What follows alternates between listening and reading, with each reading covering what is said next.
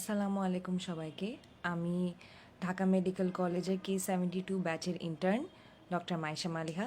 আজকে Axis medical স্কুলের medicine review ক্লাসের আমি 3rd ক্লাস নিচ্ছি, যেটার নাম হচ্ছে হেপাটোবিলিয়ারি, মেইনলি প্রফ বেসড। তো এখন আমরা শুরু করি ক্লাসটা। যখন আমরা হেপাটোবিলিয়ারিতে আসব, সবচেয়ে ইম্পর্ট্যান্ট যেই টপিকটা থাকে সেটা হলো ক্রনিক লিভার ডিজিজ, মানে হচ্ছে সিএলডি। ইনভ্যারিয়েবলি সিএলডি আসবেই ভাইভাতে বা হলো ক্লিনিক্যাল সিনারিওতে বা রিটেনে সিএলডি কেসটা অবভিয়াসলি থাকবে। তো আমরা হচ্ছে সিএলডি দিয়ে ফার্স্টে শুরু করি, যে ক্রনিক লিভার ডিজিজে যে ফার্স্ট কোয়েশ্চেনটা জিজ্ঞেস করে সেটা হলো স্টিগমাটা অফ সিএলডি। এখন এখানে অনেকগুলো স্টিগমাটা আছে, তো যদি আমরা মানে র্যান্ডমলি বলি অনেকগুলো ইম্পর্টেন্ট পয়েন্ট মিস হয়ে যায়। সেই জন্য আমাদের ফেস থেকে নিচে ফিট পর্যন্ত যাওয়া উচিত। এভাবে করলে জিনিসটা মনে থাকে, কোনো ভুল হয় না। তো আমরা ফার্স্ট থেকে শুরু করলাম যে ফেসে কী কী থাকে। ফেসে ফার্স্টে বলতে হবে যে জন্ডিস থাকতে পারে, নাম্বার 2 হেপাটিক ফেসিস থাকে। এখন এটা বলার পরেই হচ্ছে কোয়েশ্চেনটা আসে, তাহলে হেপাটিক ফেসিস জিনিসটা কি? হেপাটিক ফেসিস জিনিসটার কয়টা পয়েন্টস আছে, যেমন number 1 pinched face, sunken eyes, hollowed temporal fossa, malar prominence and muddy complexion. এর মধ্যে হচ্ছে স্যাররা যেটা বারবারই শুনতে চায় সেটা হলো যে hollowed temporal fossa, malar prominence and muddy complexion, এই 3টা পয়েন্ট যেন হেপাটিক ফেসিসে বাদ না যায়। তারপরে আমরা ফেসে 2টা পয়েন্টই বললাম, জন্ডিস অ্যান্ড হেপাটিক ফেসিস, এই 2টা হচ্ছে সবচেয়ে ইম্পর্টেন্ট পয়েন্ট। সেকেন্ড আমরা আসি হলো নেক অ্যান্ড চেস্টে। এখানে থাকবে হচ্ছে 3টা পয়েন্ট মেনলি। একটা স্পাইডার ট্যালেনজেকটেশিয়া। স্পাইডার ট্যালেনজেকটেশিয়া বলার পর কিন্তু জিজ্ঞেস করে যেটা রিজনটা কি। এটা হয় হচ্ছে কারণ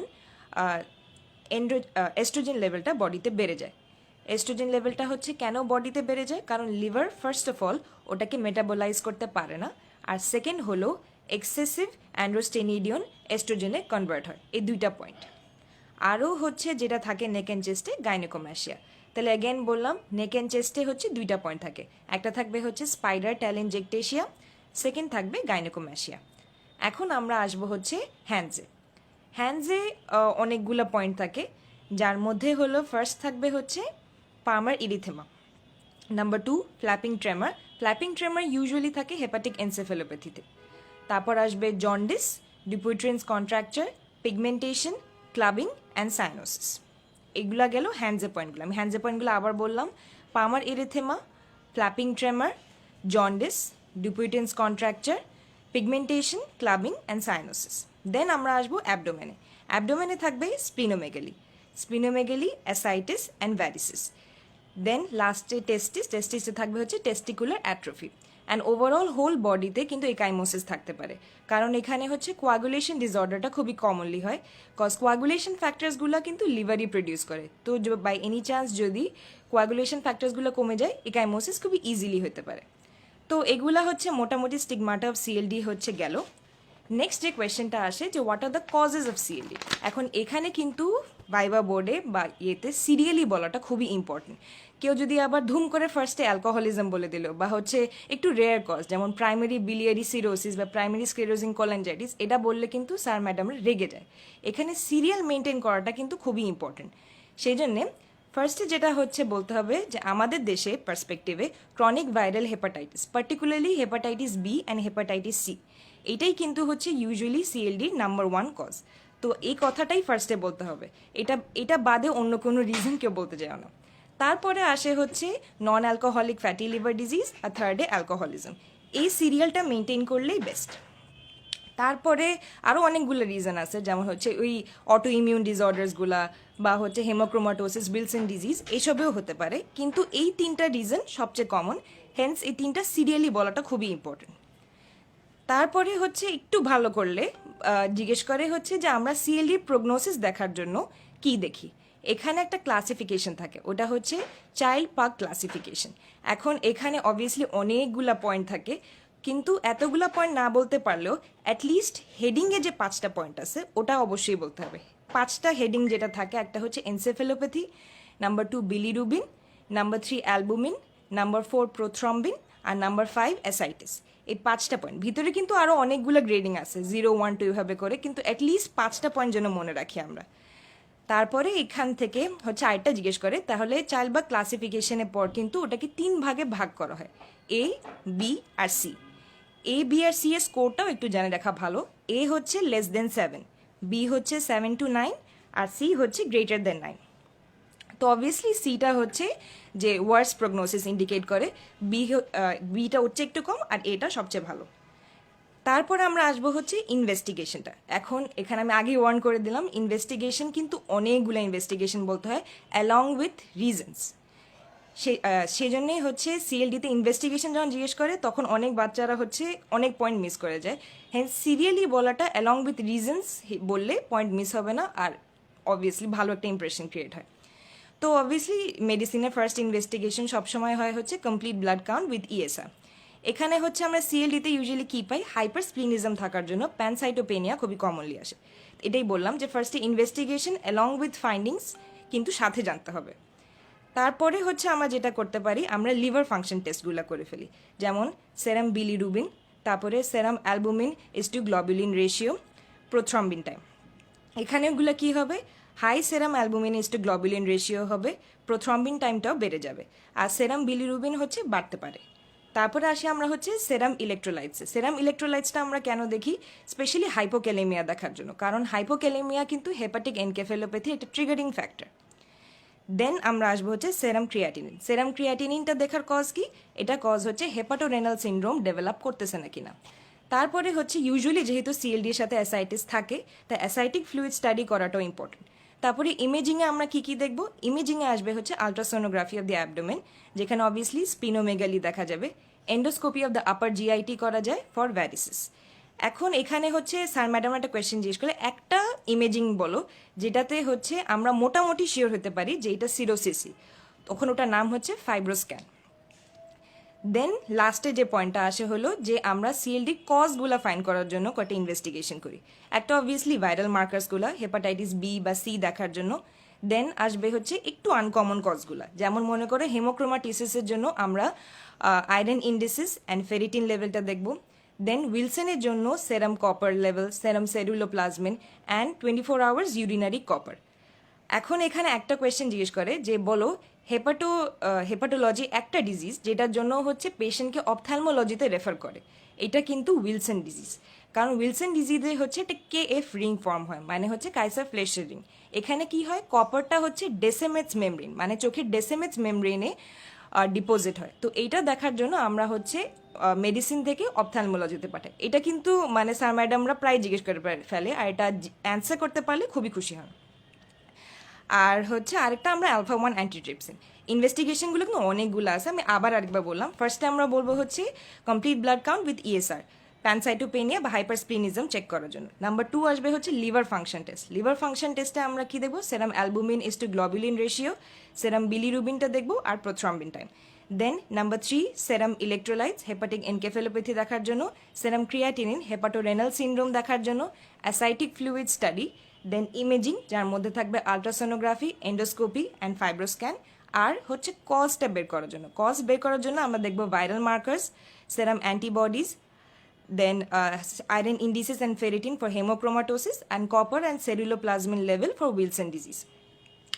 আচ্ছা, তাহলে এটা গেল হচ্ছে ইনভেস্টিগেশনটা। দেন আসে হচ্ছে সিএলডি ট্রিটমেন্টটা আমরা কি বলবো। অ্যাগেন সিএলডি ট্রিটমেন্টেও কিন্তু খুব সুন্দর করে 2 ভাগে ভাগ করে বলতে হয়। একবার বলতে হয় হচ্ছে treatment of any underline cause, আর নাম্বার 2 আসবে ট্রিটমেন্ট অফ কমপ্লিকেশনস। এখানে ট্রিটমেন্ট অফ এনি আন্ডারলাইন কজে ইউজুয়ালি মনে করো যেমন উইলসন ডিজিজ বা হেমোক্রোমাটোসিসের জন্য যদি সিএলডিটা ডেভেলপ করে থাকে, অবভিয়াসলি ওটাকে কারেকশন করতে হবে। যেমন উইলসন ডিজিজে পেনিসিলামিন বা জিঙ্ক এইসব হচ্ছে দিতে হয়। তারপর আবার হেমোক্রোমাটোসিসে আমরা হচ্ছে ফ্লেবোটমি বা আয়রন চেলেটিং এজেন্টগুলোও করি। দেন ট্রিটমেন্ট অফ কমপ্লিকেশনসগুলো আসে। ট্রিটমেন্ট অফ কমপ্লিকেশনস বলার পরই কিন্তু আমরা আসি হচ্ছে কী কী কমপ্লিকেশনগুলো আসে। এখন কমপ্লিকেশনগুলো ইউজুয়ালি সিরিয়ালি বললে হচ্ছে ভালো হয়, কারণ লিস্ট মানে একটু কম যে ইম্পর্টেন্ট কমপ্লিকেশনসগুলো ওগুলো আগে বলে ফেললে কিন্তু স্যার ম্যাডামরা একটু রেগে যায়। যেমন সবচেয়ে কমন কমপ্লিকেশনসগুলো কী থাকে সিএলিতে, নাম্বার 1 বলবো পোর্টাল হাইপারটেনশনের কমপ্লিকেশনসগুলো, যেমন এখানে অ্যাসাইটিস, ভেরিশিয়াল ব্লিডিং অ্যান্ড হাইপারস্প্লিনিজম। মানে পোর্টাল হাইপারটেনশনে যে কমপ্লিকেশনসগুলো হয় ওইটাই সিএলডিতে সবচেয়ে ইম্পর্টেন্ট। সেকেন্ড যেটা আমরা বলতে পারি যে হচ্ছে হেপাটিক এনসেফেলোপ্যাথি।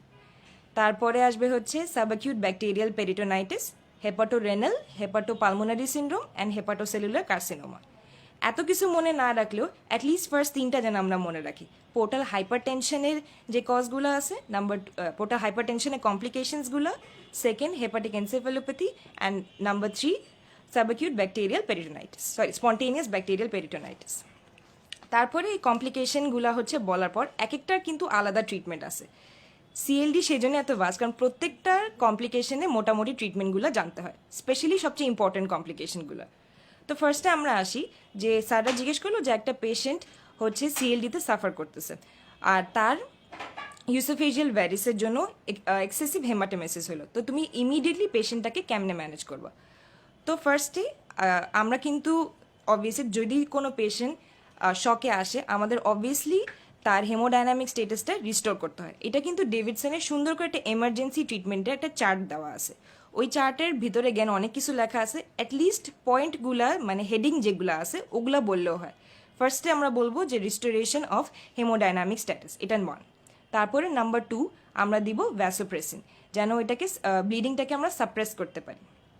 থার্ড আসবে প্রোফাইল্যাকটিক অ্যান্টিবায়োটিক। ফোর্থ আসবে এমার্জেন্সি এন্ডোস্কোপি।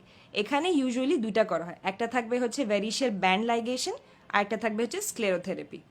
তারপর আসবে হচ্ছে proton pump inhibitor and phosphate enema. এগুলোতেও যদি হচ্ছে বন্ধ না হয়, তারপর আমরা জারি হচ্ছে বেলুন টেম্পোনেট অ্যান্ড টিপস। এখন এখানে অনেকগুলো পয়েন্ট আছে, কিন্তু অ্যাটলিস্ট যে পয়েন্টগুলো মিস করা যাবে না সেটা হচ্ছে restoration of haemodynamic status 1, number 2 আসবে হচ্ছে ভ্যাসোপ্রেসিন, নাম্বার 3 এন্ডোস্কোপি। এন্ডোস্কোপির মধ্যে দুইটা, একটা হচ্ছে ব্যান্ডিং অ্যান্ড স্ক্লেরোথেরাপি। আর এগুলো যদি কাজ না করে তারপর আমরা যাব হচ্ছে বেলুনিং বা টিপসে। এখন টিপস বলার পরই হচ্ছে স্যার ম্যাডামরা জিজ্ঞেস করেন যে হচ্ছে আমরা টিপস করলাম, কিন্তু আমাদের হচ্ছে সিএলডিতে এর নাম্বার 1 কমপ্লিকেশন কি হতে পারে? এখানে যে নাম্বার 1 কমপ্লিকেশন হয় টিপসে, সেটা হচ্ছে এনসেফেলোপ্যাথি ডেভেলপ করে। কারণ হচ্ছে যে অ্যামোনিয়া বা নাইট্রোজেনাস প্রোডাক্টগুলো আছে সেগুলো কিন্তু লিভারকে বাইপাস করে চলে যায়, তো এগুলো মেটাবোলাইজ হতে পারছে না।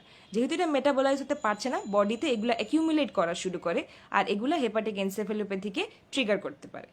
তো টিপস করার সময় অবভিয়াসলি আমরা পেশেন্টকে হেপাটিক এনসেফেলোপ্যাথির জন্য মনিটর করতে থাকবো। আচ্ছা, তারপরে যেহেতু হেপাটিক এনসেফেলোপ্যাথি চলে আসলাম, আমরা সেকেন্ড কমন কমপ্লিকেশনে চলে আসি, হেপাটিক এনসেফেলোপ্যাথি। এখানে হচ্ছে স্যার ম্যাডামদের খুবই ইম্পর্টেন্ট একটা কোয়েশ্চেন যে এখানকার প্রিসিপিটেটিং ফ্যাক্টরসগুলো কি। অ্যাগেন ডেভিডসনে হচ্ছে একটা সুন্দর একটা চার্ট আছে, কিন্তু অ্যাটলিস্ট যে পয়েন্টগুলো মাস্ট মনে রাখতে হবে, ভোলা যাবে না। ফার্স্ট আসবে হচ্ছে ড্রাগস, যেমন সেডেটিভ বা অ্যান্টিডিপ্রেসেন্ট। নাম্বার 2 পয়েন্ট আসবে হচ্ছে ডিহাইড্রেশন, ফর এক্সাম্পল ডায়াবেটিক্স বা প্যারাসিন্থেসিস। আর number 3 protein load, for example GI bleeding. আর ফোর্থ হাইপোক্যালেমিয়া। এই চারটা সবচেয়ে ইম্পর্টেন্ট কেন? কারণ হচ্ছে আমরা ইজিলি হেপাটিক এনসেফেলোপ্যাথি ডেভেলপ করলে কিন্তু অনেকজনই সেডেটিভ দিয়ে দেয়, কারণ ওকে কাম ডাউন করা যায়, এটা কিন্তু ওটাকে আরও ট্রিগার করবে। তারপর নাম্বার 2 ডিহাইড্রেশন, কারণ অ্যাসাইটিক্স হওয়ার জন্য আমরা ডায়াবেটিক্স আর প্যারাসিন্থেসিস কিন্তু করে থাকি, তো এইটাতে কিন্তু আবার হেপাটিক এনসেফেলোপ্যাথি ট্রিগার করে। দেন নাম্বার 3 ইউসোফেজিয়াল ভ্যারিস, এইসব যখন ডেভেলপ করে তখন কিন্তু জিআই ব্লিডিং হয়, এটার জন্য প্রোটিন লোডটা বেড়ে যায়, হাইপোক্যালেমিয়া। আমি আবার বললাম মোট 4টা পয়েন্ট কিন্তু সবচেয়ে ইম্পর্টেন্ট প্রিসিপিটেটিং ফ্যাক্টর, এটা কোনোভাবে মিস করা যাবে না। একটা হচ্ছে drugs, number 2 dehydration, number 3 protein loading particularly due to GI haemorrhage, and number 4 hypokalaemia. এটা করার পরই আসবে হচ্ছে যে হেপাটিক এনসেফেলোপ্যাথি একটা পেশেন্ট ডেভেলপ করছে, এটা তুমি কেমনে বুঝবা? এখন এখানে কিন্তু অনেকগুলো পয়েন্ট আছে, কিন্তু বেস্ট হয় একটা সুন্দর একটা চার্ট আছে, ডেভিডসনও আছে, যেখানে 4টা গ্রেড আছে, 1 2 3 4, এই গ্রেড অনুযায়ী বলতে হয়। এখন এই গ্রেডেও অ্যাগেন অনেকগুলো পয়েন্ট থাকে, তো এই গ্রেডের অ্যাটলিস্ট যে সবচেয়ে ইম্পর্টেন্ট পয়েন্ট ওটাই বলে দিচ্ছি। গ্রেড 1-এ বলতে হবে যে পুয়ার কনসেন্ট্রেশন। গ্রেড 2-তে পেশেন্ট ড্রাউজি থাকে বাট স্টিল ইজিলি অ্যারাউজেবল, মানে যদি আমরা ঝাঁকা দিই বা ওকে কোনো স্টিমুলাস দিই ও খুবই সহজে উঠে যায়। নাম্বার 3 আসবে হচ্ছে drowsy but does not respond to common stimulus. Instead, responds to pain and voice. আর grade 4 does not respond at all. আমি আবার বললাম 4টা গ্রেড থাকে। গ্রেড 1-এ হচ্ছে পুয়ার কনসেন্ট্রেশন, গ্রেড 2-তে থাকবে হচ্ছে easily arousable but drowsy, grade 3-তে থাকবে response only to pain and voice, আর গ্রেড 4-এ থাকবে does not respond at all or unconscious. এভাবে 4টা ভাগে বলতে হয়। তারপরে আমাদের জিজ্ঞেস করবে হেপাটিক এনসেফেলোপ্যাথি, তাহলে আমরা ট্রিটমেন্ট কী করব? ট্রিটমেন্ট এখানেও হচ্ছে আমাদের অ্যাটলিস্ট 3টা জিনিস বলতেই হবে। নাম্বার 1 যে removal of any precipitating cause. আমি যে ফার্স্টে যে 4টা প্রেসিপিটেটিং কজ বললাম, যে ড্রাগস বা dehydration, protein loading and hypokalaemia, এগুলা যেন আমরা অবশ্যই সরাই ফেলি। তো এটা removal of any precipitating cause বলতে হবে। সেকেন্ড আসবে হচ্ছে আমরা যে ড্রাগসগুলো ইউজ করি, মেইনলি যে দুইটা ড্রাগস ইউজ করা হয়, একটা হলো ল্যাকটুলোজ, একটা হচ্ছে নিওমাইসিন। এই দুইটার কিন্তু মেকানিজম অফ অ্যাকশন সহ জানতে হয়। ফর এক্সাম্পল ল্যাকটুলোজ হচ্ছে গাটের পিএইচটাকে হচ্ছে কমায় দেয়, কারণ ওটা NH4+ ফর্ম করে। এই গাটের পিএইচটা কমায় দিলে কি হয়, তাহলে নাইট্রোজেনটা হচ্ছে ইনকর্পোরেশন করতে পারে না ইয়েতে, তো এটা অ্যাবজর্ব কম হয়। মেইনলি যে পয়েন্টটা বলতে হবে ল্যাকটুলোজের, যে এটা হচ্ছে NH4+ ফর্ম করে, সো এটা পিএইচটা কমায় দেয়। এটাই হচ্ছে main mechanism of action. Number second যে ড্রাগটা আছে নিওমাইসিন, অবভিয়াসলি ওটা হচ্ছে ব্যাকটেরিয়ার লোডটা কমায় দেয়। ব্যাকটেরিয়ার লোড কমায় দিলেও অ্যাগেন নাইট্রোজেন অ্যাবজর্পশন কমে যাবে। মেইন হচ্ছে এই দুইটাই বলতে হবে, যে প্রেসিপিটেটিং ফ্যাক্টর আর ড্রাগস যেগুলো। আর একটা সাপোর্টিভ যে কথাগুলো আছে, যে fluid and electrolyte balance, antibiotics and continuous monitoring of the patient. এই তিনটা সাপোর্টিভ, কিন্তু ফার্স্ট দুইটা পয়েন্ট যে হচ্ছে প্রেসিপিটেটিং কজ আর ড্রাগসগুলো কী আছে, এগুলো যেন কোনোভাবেই বাদ না যায়। এটাই হচ্ছে মেইন স্টে অফ ট্রিটমেন্ট।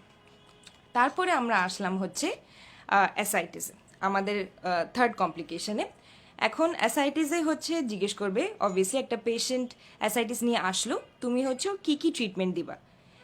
এখানে ডেভিডসনে অ্যাগেন বিশাল বড় একটা ফ্লো চার্টের মতন আছে, কিন্তু অ্যাটলিস্ট হেডিংগুলো কিন্তু বলতেই হবে।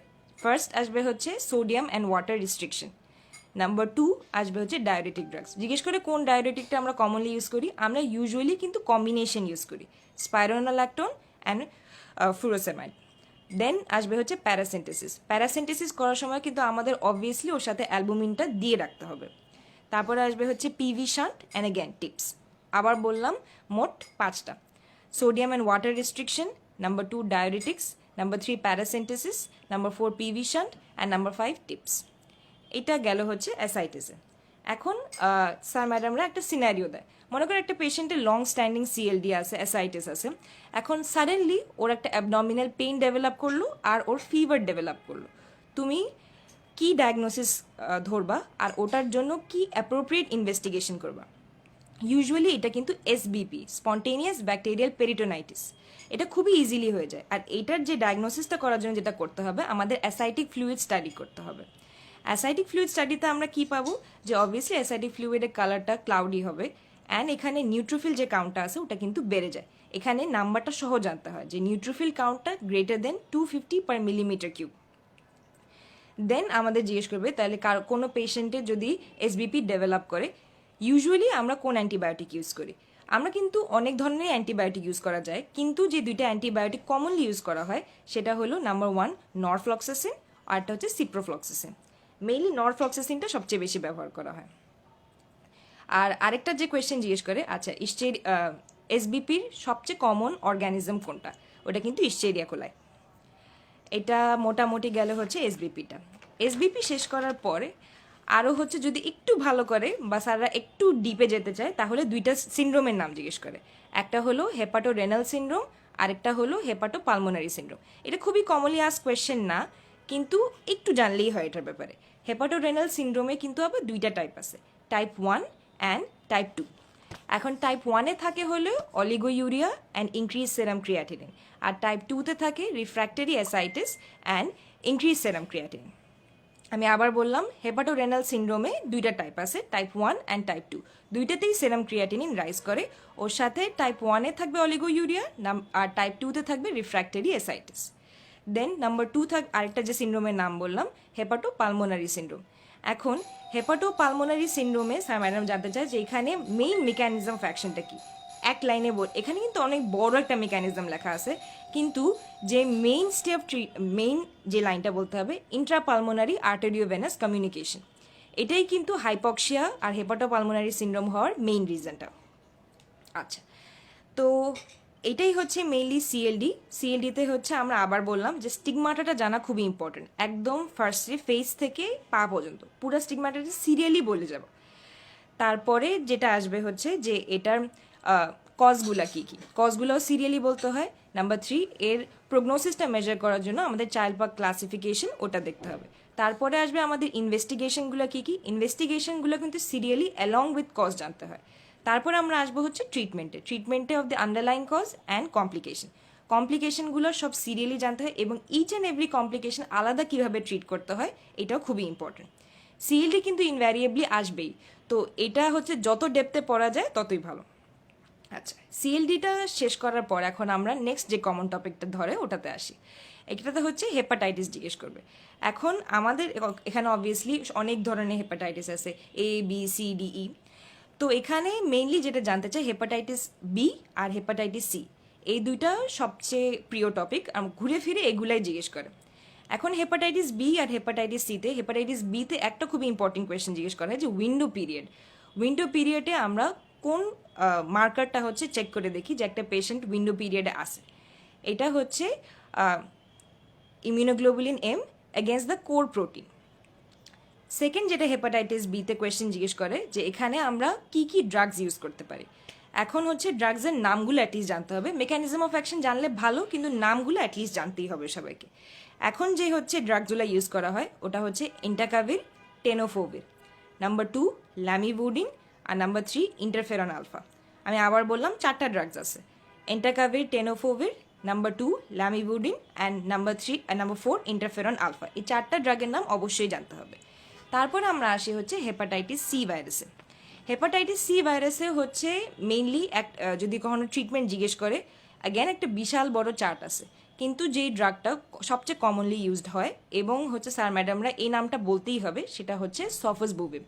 সফসবুভির কিন্তু হচ্ছে নাম along with its mechanism of action দুইটা সহ জানতে হয়। সফসবুভির মেইনলি হচ্ছে নিউক্লিওসাইড পলিমারেজ ইনহিবিটর, নিউক্লিওটাইড কিন্তু না, নিউক্লিওসাইড পলিমারেজ ইনহিবিটর। আচ্ছা, তাহলে হচ্ছে হেপাটাইটিসে mainly hepatitis B, hepatitis C জানতে হয়, এর মধ্যে উইন্ডো পিরিয়ডে কোনটা থাকে, আর এই দুইটা ট্রিটমেন্টের মধ্যে কোন ড্রাগসগুলো ইউজ হয়। মেকানিজম অফ অ্যাকশন হচ্ছে জানলে ভালো, না জানলে অ্যাটলিস্ট নামগুলো অবশ্যই জেনে নিতে হবে। তারপরে আমরা আসি হচ্ছে থার্ড মোস্ট কমন টপিকে, যেটা হলো লিভার অ্যাবসেস। লিভার অ্যাবসেস টপিকটা আসার পরই ফার্স্টে জিজ্ঞেস করে আচ্ছা লিভার অ্যাবসেস কী টাইপের হয়। ইউজুয়ালি মেইনলি 2 টাইপের হয়, একটা হচ্ছে amoebic liver abscess, number 2 pyogenic liver abscess. যদি স্যার ম্যাডামরা জিজ্ঞেস করে আর কি তাহলে ওর সাথে হাইড্রেটেড সিস্ট বলতে পারো, কিন্তু mainly amoebic liver abscess and pyogenic liver abscess, এই দুইটাই মেইন। তারপর যখন আমরা আসি যে পায়োজেনিক লিভার অ্যাবসেস হয়েছে, তখন ওই পেশেন্টটা আমরা কেমনে বুঝবো, এখানে আমরা কি কি ইনভেস্টিগেশন করে ডিরেক্টলি পয়েন্ট আউট করতে পারবো। এখানে কিন্তু ইনভেস্টিগেশন মেইনলি 2টা, একটা হচ্ছে ইমেজিং মানে হচ্ছে আলট্রাসোনোগ্রাফি, অ্যান্ড আলট্রাসোনোগ্রাফিতে ফাইন্ডিং সহ জানতে হয়। এখানে ফাইন্ডিংটা হচ্ছে hypo echoic lesion with ring enhancement. আমি আবার বললাম এখানে 2টা জিনিস করতে হয়, একটা হচ্ছে আলট্রাসোনোগ্রাফি যেখানে hypo echoic lesion with ring enhancement আসবে, আর নাম্বার 2 যেটা হচ্ছে needle aspiration under ultrasonography guidance and sending the pus for Gram staining and culture sensitivity. তাহলে হচ্ছে 2টা ইনভেস্টিগেশন, একটা ইমেজিং আর একটা হচ্ছে অ্যাসপিরেশন। এই 2টা করলে মেইনলি আমরা পায়োজেনিক লিভার অ্যাবসেস কী থাকে ডায়াগনোসিসটা করতে পারি। দেন পায়োজেনিক লিভার অ্যাবসেসের পর জিজ্ঞেস করে হচ্ছে amoebic liver abscess. Amoebic liver অ্যাবসেসে বলে যে একটা ফাইন্ডিং বলো যেটাতে আমি ফর শিওর হয়ে যেতে পারবো যেটা অ্যামিবিক লিভার অ্যাবসেস, মানে আমার মনে অলমোস্ট 99% ক্লিয়ার হয়ে যাবে। ওটা হলো যে যদি আমরা অ্যাসপিরেট করি তাহলে এখানে একটা অ্যানচোভি সস অ্যাপিয়ারেন্স আসবে। এটা খুবই স্পেসিফিক, এটা ইউজুয়ালি অ্যামিবিক লিভার অ্যাবসেস ছাড়া অন্য কোথাও হয় না, তো এটা পার্টিকুলারলি অ্যামিবিক লিভার অ্যাবসেসে, আর এই পয়েন্টটা অবভিয়াসলি মনে রাখতে হবে। তারপরে অ্যামিবিক লিভার অ্যাবসেস শেষ করার পরে এখন আরেকটা সিনারিও স্যার ম্যাডামরা জিজ্ঞেস করেন যে সাপোজ একটা পেশেন্টের সিএলডি আসে। এখন ইউজুয়ালি সিএলডিতে কিন্তু কি হয়, এখানে কিন্তু ফাইব্রোসিস হয়, মানে নোডিউলস ফর্মেশন হয়। নোডিউলস ফর্মেশন হয়ে কিন্তু মানে লিভারটা বড় হতে পারে, কিন্তু most of the time liver কিন্তু অ্যাট্রোফি হয়, লিভারটা ছোট হয়ে যায়। তো যদি আমরা এখন সাডেনলি একটা পেশেন্টের লং স্ট্যান্ডিং সিএলডি আসে, তো ওর হচ্ছে আমরা অনেক দিন ধরে ওকে অবজার্ভ করতেছি যে ওর হেপাটিক অ্যাট্রোফি ছিল, কিন্তু সাডেনলি ওর লিভারের সাইজটা বাড়া শুরু করে দিল। এখানে এটা কেন অ্যালার্মিং এবং আমরা নাম্বার 1 ডায়াগনোসিস কী রাখবো। এখানে যদি একটা লিভার সাডেনলি হচ্ছে বড় হওয়া শুরু করে দেয়, আমাদের কিন্তু কার্সিনোমার দিকে সাসপেক্ট করতে হবে, মানে হেপাটোসেলুলার কার্সিনোমা। এখন হেপাটোসেলুলার কার্সিনোমাতে অ্যাগেন হচ্ছে জিজ্ঞেস করবে যে তাহলে হেপাটোসেলুলার কার্সিনোমাতে আমরা ট্রিটমেন্টে কী কী দিব। ট্রিটমেন্টটা কিন্তু খুবই সুন্দর করে ডেভিডসনের চার্ট দেওয়া আছে, অ্যাগেন ওটা অনেক বড় চার্ট, ওটা যদি আমরা পুরাটাও না পড়ি অ্যাটলিস্ট মেইন পয়েন্টগুলো জেনে নিতে হবে। ফার্স্টে আমাদের বলতে হবে যে হেপাটোসেলুলার কার্সিনোমা আমরা দুইটা জিনিসের উপর বেস করে দিই। নাম্বার 1 চাইল্ড পার্ক ক্লাসিফিকেশন স্কোর, আর নাম্বার 2 পারফরমেন্স স্ট্যাটাস। আমি আবার বলছি চাইল্ড পার্ক ক্লাসিফিকেশন স্কোর কিন্তু ওটা যেটা আমরা সিএলডি প্রগনোসিস মেজার করার জন্য দিয়েছিলাম, ওটা হেপাটোসেলুলার কার্সিনোমার ট্রিটমেন্টেও ইউজ করা হয়। আর সেকেন্ড যেটা আসে হচ্ছে পারফরমেন্স স্ট্যাটাস। এখন তারপরে এই দুইটার উপর একটা স্কোর আসে। স্কোর আসার পর আমরা এটা মেইনলি 3টা ভাগে ভাগ করতে পারি। একটা আসবে হচ্ছে very early stage, then the next stage, তারপরে হচ্ছে টার্মিনাল স্টেজ। এখন একদম ফার্স্টে ভেরি আর্লি স্টেজে মানে হচ্ছে প্রগনোসিস খুবই ভালো, ওখানে ওই টিউমারটা রিজেকশন করলেই হয়, তাহলে ভেরি আর্লি স্টেজের ট্রিটমেন্ট হচ্ছে রিজেকশন। নাম্বার 2 নেক্সট তারপরে স্টেজে আমরা কী করব, এখানে হচ্ছে অ্যাটলিস্ট 2টা পয়েন্ট বলতে হয়। একটা হলো লিভার ট্রান্সপ্লান্টেশন, আর নাম্বার 2 TACE, টেস্ট বলা হয় যেটাকে, ট্রান্স আর্টেরিয়াল কেমো এম্বোলাইজেশন। এটার অ্যাটলিস্ট নামটা অবশ্যই বলতে হবে যে ট্রান্স আর্টেরিয়াল কেমো এম্বোলাইজেশন। আর এখানে আরেকটা ড্রাগ ইউজ করা হয়, যেমন হেপাটাইটিস সিতে সফাস বুবিটা মাস্ট বলতে হবে, হেপাটোসেলুলার কার্সিনোমাতেও একটা ড্রাগের নাম সবসময় জানতে চায় স্যার ম্যাডামরা, সেটা হচ্ছে সোরাফেনিব। এটা এখন খুবই পপুলারলি ইউজ করা হয়, সেজন্য এই নামটা অবশ্যই বলতে হবে। তারপরে হচ্ছে লাস্ট টার্মিনাল স্টেজে। লাস্ট টার্মিনাল স্টেজে অবভিয়াসলি সাপোর্টিভ কেয়ার ছাড়া আর কিছু করা থাকে না। আমি আবার বললাম ট্রিটমেন্ট আমরা দুইটার উপর বেস করে দিই, চাইল্ড পার্ক ক্লাসিফিকেশন অ্যান্ড পারফরমেন্স স্ট্যাটাস। এখানে আমরা স্কোরিং করি জিনিসটাকে। তাই ফার্স্টে ভেরি আর্লি স্টেজে আমরা রিসেকশন করি, দেন নেক্সট স্টেজে আমরা হচ্ছে 3টা মোড অফ ট্রিটমেন্ট ইউজ করতে পারি। একটা লিভার ট্রান্সপ্লান্টেশন, নাম্বার 2 টেস্ট যেটা হচ্ছে trans arterial chemo embolisation, and একটা ড্রাগ ইউজ করি যেটা হচ্ছে সোরাফেনিব। অ্যান্ড লাস্টে ইন দ্য টার্মিনাল স্টেজ আমরা ইউজ করি সাপোর্টিভ কেয়ার। এই 3 ভাগে ভাগ করে হেপাটোসেলুলার কার্সিনোমাটা বলে যেতে হবে। এখন আরেকটা জিনিস জিজ্ঞেস করা হয় যে হেপাটোসেলুলার কার্সিনোমার on the background of CLD এর প্রগনোসিস কেমন। ইউজুয়ালি কিন্তু এদের প্রগনোসিস ভালো হয় না, কেন লং স্ট্যান্ডিং সিএলডির পর হচ্ছে যখন হেপাটোসেলুলার কার্সিনোমার ডেভেলপ করে, এটা কিন্তু একটা প্রলং প্রসেস। আর ইউজুয়ালি হেপাটোসেলুলার কার্সিনোমার যখন ডায়াগনোসিস করা হয় তখন ওইটা অনেক লেটার স্টেজে চলে যায়। তো হেন্স আমাদের যদি জিজ্ঞেস করে যে প্রগনোসিসটা কি, ইউজুয়ালি কিন্তু এর প্রগনোসিস তেমন একটা ভালো না। তো এটা হচ্ছে মোটামুটি গেল হচ্ছে হেপাটোলজির সবচেয়ে ইম্পর্টেন্ট টপিকগুলো কী কী আছে। আমি আবার বললাম মোট কিন্তু 4টা টপিক খুবই ইম্পর্টেন্ট। Number 1 CLD. সিএলডির অলমোস্ট সব কিছুই জানতে হবে, কমপ্লিকেশনস, ট্রিটমেন্ট সব কিছু। তারপরে কমন যেটা আসে হচ্ছে হেপাটাইটিস। হেপাটাইটিসের মধ্যে at least hepatitis B and hepatitis C, এই দুইটা খুবই important. Then liver abscess. Liver অ্যাপসিসের মধ্যে pyogenic liver abscess and amoebic liver অ্যাপসিসটা জানতে হবে। আর লাস্টে হচ্ছে hepatocellular carcinoma. Hepatocellular carcinoma prognosis আর হচ্ছে ট্রিটমেন্টটা খুবই ইম্পর্টেন্ট। অবভিয়াসলি মানে হেপাটোলজিতে আরও অনেকগুলা টপিকগুলো আছে, যেমন উইলসন ডিজিজ বা হেমোক্রোমাটোসিস। এখানে কিন্তু ছোট ছোট জিনিসগুলো জানলেই হয়। যেমন যদি জিজ্ঞেস করে যে উইলসন ডিজিজে মেইন প্রবলেমটা কী হয়, এটা কিন্তু জিজ্ঞেস করে। উইলসন ডিজিজ কিন্তু একটা কপার মেটাবলিজমের একটা প্রবলেম হয়, যে বডিতে সেলুলোপ্লাজমিন যে জিনিসটা আছে ওটা হচ্ছে কমে যায়। কমে যাওয়ার জন্য হচ্ছে প্রপার কপার বিলিয়ারিতে এক্সক্রিট হতে পারে না, কপার সেজন্য বডিতে অন্য অন্য জায়গায় হচ্ছে ডিপোজিট হওয়া শুরু করে দেয়। তো এটা হচ্ছে উইলসন ডিজিজের মেইন প্রবলেম। আরেকটা যেটা জিজ্ঞেস করে হচ্ছে, মনে করো যে একটা বাচ্চা আসলো, একটা বাচ্চা হচ্ছে নিউরোসাইকিয়াট্রিক প্রবলেমস আছে, ওর হাতে ফ্ল্যাপিং ট্রেমার দেখতে পারতেছি আমরা, আর ওর সিএলডি ফিচার্সগুলো আসতেছে, তখন আমরা কি ভাবতে পারি? এইসব ক্ষেত্রে কিন্তু আমরা উইলসন ডিজিজে ভাবি। এটা একটা অটোজোমাল রিসেসিভ কন্ডিশন, যেটা হচ্ছে ছোটোবেলা থেকেই ম্যানিফেস্ট করা শুরু করে যারা হচ্ছে এফেক্টেড থাকে। আর এগেন আমরা বললাম যে হচ্ছে উইলসন ডিজিজে KF রিং, চোখে এই জিনিসটা কিন্তু খুবই স্যার ম্যাডামদের প্রিয় কোয়েশ্চেন। তো এটা বারবারই জিজ্ঞেস করা হয় যে আমরা হচ্ছে একজনকে দেখে কেমনে বুঝবো যে উইলসন্স ডিজিজ, ওর চোখের দিকে তাকাতে হয়। চোখে অপথ্যালমোস্কোপি এক্সামিনেশন করলেই কিন্তু হচ্ছে ওই গ্রিন কালারের রিংটা দেখা যায়। তো এটা হচ্ছে উইলসন ডিজিজ। আরেকটা হচ্ছে জিজ্ঞেস করে যে হেমোক্রোমাটোসিস জিনিসটা কি। হেমোক্রোমাটোসিস কিন্তু দুইভাবে হতে পারে, একটা হচ্ছে যে এটা একটা অটোজোমাল রিসেসিভ ডিজিজ হিসাবে হতে পারে, আরেকটা হচ্ছে যে এটা সেকেন্ডারিলি হতে পারে। ফর এক্সাম্পল যারা থ্যালাসেমিক পেশেন্টরা, ওরা কিন্তু প্রলং ব্লাড পেতে পেতে বডিতে হচ্ছে আয়রন ওভারলোড হওয়া শুরু করে দেয়, এখান থেকেও হেমোক্রোমাটোসিস হতে পারে। তো আমি হেমোক্রোমাটোসিসের হচ্ছে ফার্স্টে বলে দিই হচ্ছে মেইন প্রবলেমটা কী হয়। মেইন প্রবলেম হচ্ছে এখানে বডিতে এক্সেসিভ আয়রন ডিপোজিশন হয়, ইনক্লুডিং ইন দ্য লিভার, যে জন্য সিএলডি প্রেসিপিটেট হতে পারে। তো অ্যাগেন কোয়েশ্চেনটা জিজ্ঞেস করে যে মনে করো একটা থ্যালাসেমিক পেশেন্ট, সে হচ্ছে প্রলং পিরিয়ড অফ ডিউরেশন জন্য ব্লাড পেয়ে যাচ্ছে। সাডেনলি আমরা দেখতে পারতেছি যে তার সিএলডি ফিচার্সগুলো আসতেছে। তো এখানে আমরা নাম্বার ওয়ান ডায়াগনোসিস কী রাখবো, আর হচ্ছে এটা প্রপার ইনভেস্টিগেট করার জন্য আমরা কী করবো, আমরা কিন্তু নাম্বার ওয়ান ডায়াগনোসিস এখানে হেমোক্রোমাটোসিস করবো, হেমাটোমাটোসিস রাখবো। আর এখানে ইনভেস্টিগেশনগুলো কিন্তু এগেন আয়রন প্রোফাইলটা আমাদের প্রপারলি দেখতে হবে, আর সেরাম ফেরিটিনটা দেখতে হবে। সেকেন্ড যে কোয়েশ্চেনটা মাঝে মাঝে সেরাম ফেরিটিনটা এখানে কি থাকবে, সেরাম ফেরিটিনটাই কিন্তু এখানে রেজ থাকে, কারণ বডিতে আয়রন স্টোরড কিন্তু ওইটাই কিন্তু ফেরিটিন। তো বডিতে যেহেতু আয়রন বেশি স্টোর হচ্ছে, অবভিয়াসলি ফেরিটিনের লেভেলটা বেড়ে যাবে। আর হচ্ছে আর যে দুইটা কোয়েশ্চেন জিজ্ঞেস করা হয়, প্রাইমারি বিলিয়ারি সেরোসিস আর প্রাইমারি স্ক্লেরোজিং কোলাঞ্জাইটিস। এখন এই দুইটাই কিন্তু একটা অটো ইমিউন ডিজিজ, এর অ্যান্টিবডির নামগুলো বাস জানে রাখতে হয়। যেমন primary biliary cirrhosis anti mitochondrial antibody, and primary sclerosing cholangitis এখানে থাকবে পি আঙ্কা।